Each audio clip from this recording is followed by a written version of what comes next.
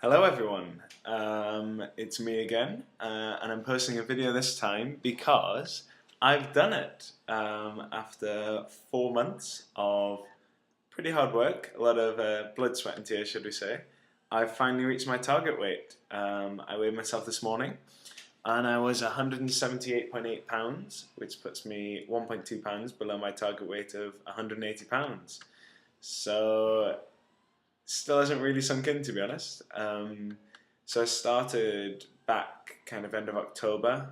Since then I've lost 37.2 pounds, which I'm pretty pleased with.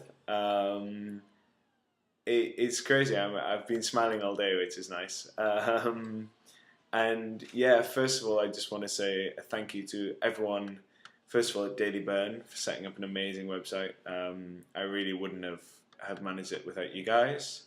And a big thank you to my motivators, specifically Lily Marie and FitFem.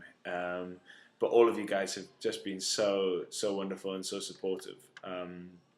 It's really helped to know that other people are going through the same things I am, and that together we can get there. I don't know, it's starting to sound a bit like an acceptance speech. Sorry, but yeah, I weighed myself this morning. I had swim class, weighed myself, and tweeted about it on Twitter just because I was really pleased. And great response there. I've had replies from people who use Daily Burn who I don't know. I've had replies from friends all saying congratulations. Daily Burn themselves retweeted my post and gave me a virtual high five, which was quite nice of them. And then I went into Facebook and found that Daily Burn had actually mentioned and put my tweet saying how I had done on their Facebook page with a thank you from the CEO, Andy Smith, which was a very nice surprise. And there's been a few comments on that. I also changed my Facebook status, just saying how pleased I was, and I think I've had about 10 comments so far from friends from university saying well done. I've had loads of people liking it. So yeah, it's been really nice to see people be really happy for me. So yeah, so it's crazy. A little bit of the feeling this morning, as well as being really pleased, was kind of almost apprehensive, because I've been working towards this goal for 4 months now, and suddenly that goal isn't there anymore.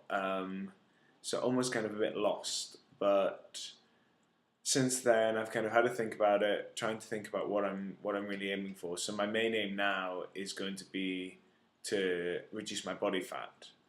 Not entirely sure how I'm going to do this kind of differently from what I've been doing now, but maybe start looking at increasing my protein and my calories slightly to try and discourage weight loss but promote muscle gain.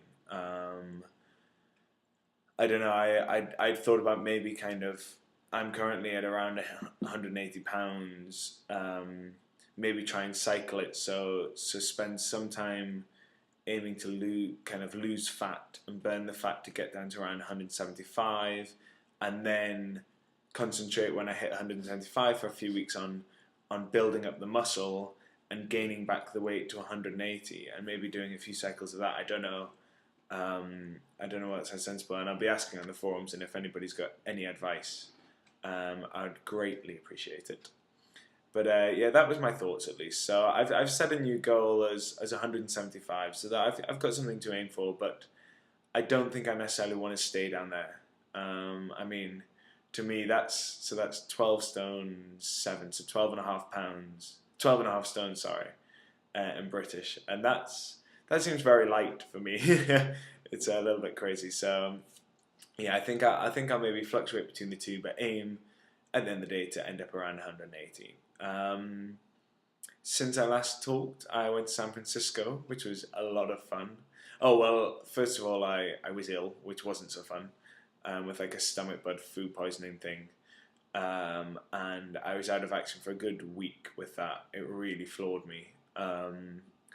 So I had actually already broken 180 pounds, but through illness, so it didn't count.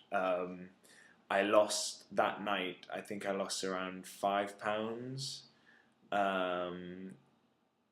and not in a very pretty way. But yeah, so I then spent kind of a week recovering when I was eating a lot of carbs, because basically all my stomach could handle for quite a few days afterwards was kind of bread, cereal, very plain things. I ate a lot of dry toast.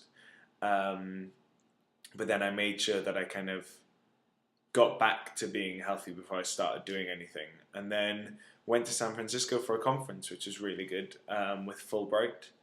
It was the yearly conference, and we were talking about social entrepreneurship, which was quite interesting. I had a lot of comments from people who I already knew, either from New York or from back in the UK or from the conference in Miami I went to, Fulbright. A lot of comments about how I looked, all very complimentary.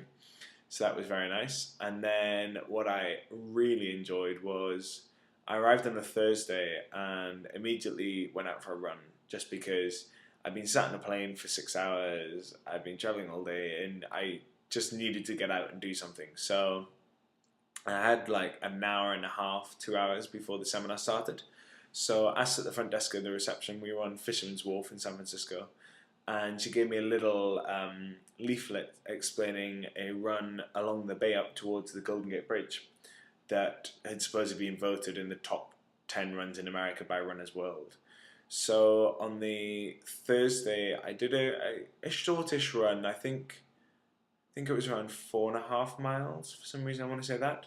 But really nice. It was a little overcast, but I could see Alcatraz, see the Golden Gate Bridge, got kind of halfway up to the Golden Gate Bridge. Then the rest of the seminar was crazily busy. Up at 6:30 every morning, things planned till like 11 o'clock at night. So I didn't get any work done, which is causing a little bit of trouble. Now I'm back at uni. And didn't get much time to kind of do anything other than the seminar. Then when on the Sunday we didn't have anything planned and my flight wasn't till 1 p.m. So got up kind of lazily, kind of 7:30, 8ish, and at 9 o'clock went out for a run.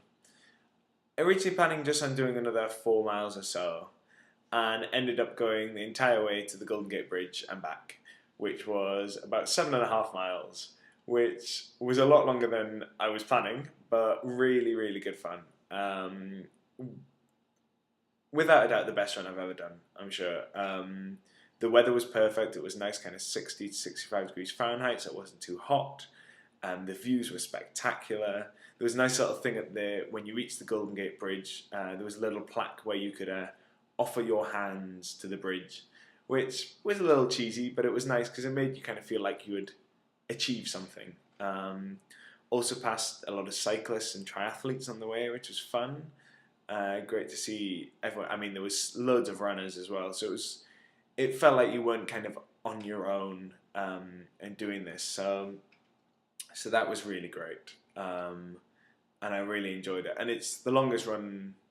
It's probably the longest run I've ever done in terms of actual distance. I mean, I've done a few 10Ks, which are I think more like 6.5 miles. So it was a little bit further, which was a lot of fun.